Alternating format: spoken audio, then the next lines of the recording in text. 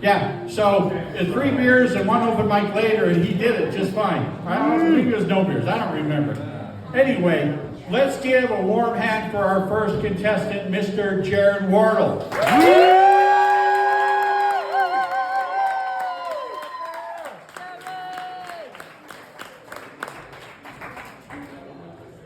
Thanks, Kirk, and thanks, Tay, and TJ for setting this up and allowing it to be out here in little Harriman, Utah. It's great to have an open mic out here, and thank you for all the love and reception I've received.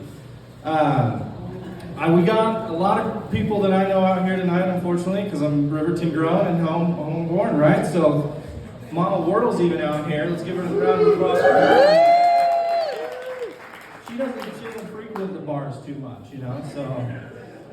She asked me if I was going to swear tonight, and I said, fuck no, Mom. Anyway, so that's that. But really, you know, tonight I wanted to talk about, somebody who's pretty special and dear in my life. I've changed their identity, so you won't know who they are, but let's talk about my wife. All right. My wife, I love her to death. She's my favorite person in the world, and I'm so thankful to have her in my life because she's very supportive and she does a lot of really great things. But she's curious. She's a very curious human.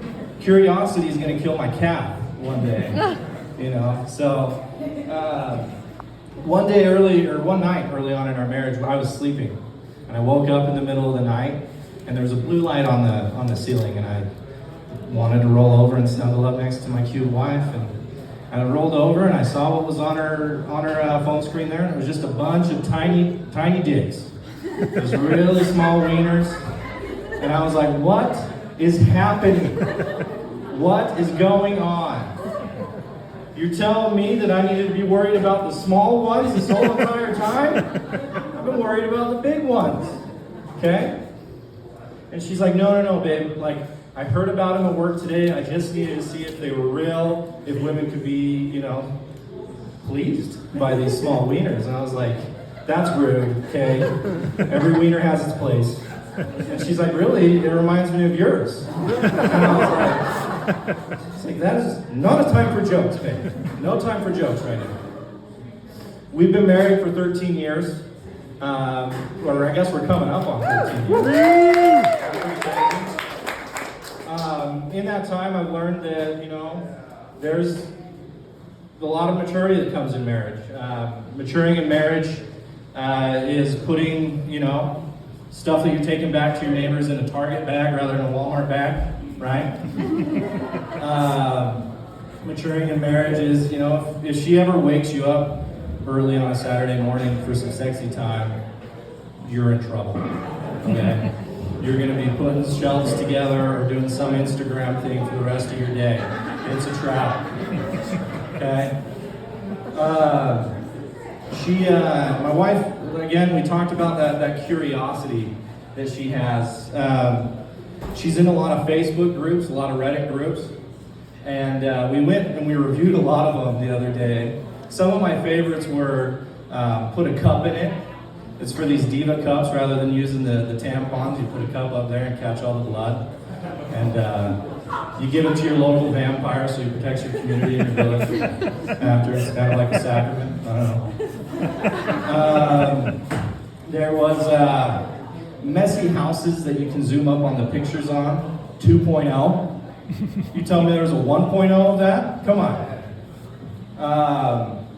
There was happy, healthy sexuality women's support group, and it was like she read some posts in there. It was all women learning that they could orgasm for the first time in their lives, which was fun. One of my favorites was wags of paraplegics. I don't know how she navigated herself into this one, but she in this group, it was wives and girlfriends of people who are paraplegic, I should say. And in these groups, a lot of times they make you prove that you have somebody in that, right? And so I'm taking a nap on a Saturday afternoon on the couch, and I wake up to just water dripping on my forehead, and I'm like, what is going on? And she's got a picture and she's trying to take a photo of me on the couch. And I'm like, what are you doing? And she's like, well, I had to prove that you're paraplegic, so I was going to give you a sponge bath. And I was like, this has gone too far. We need to stop. And I got up and I was walking out of the room and I said, at least tell them I have a normal wiener. And she's like, it sounds like you don't have a normal wiener if I say that. And I was like, now's not the time for jokes. That's my time. Thank you guys. Appreciate you.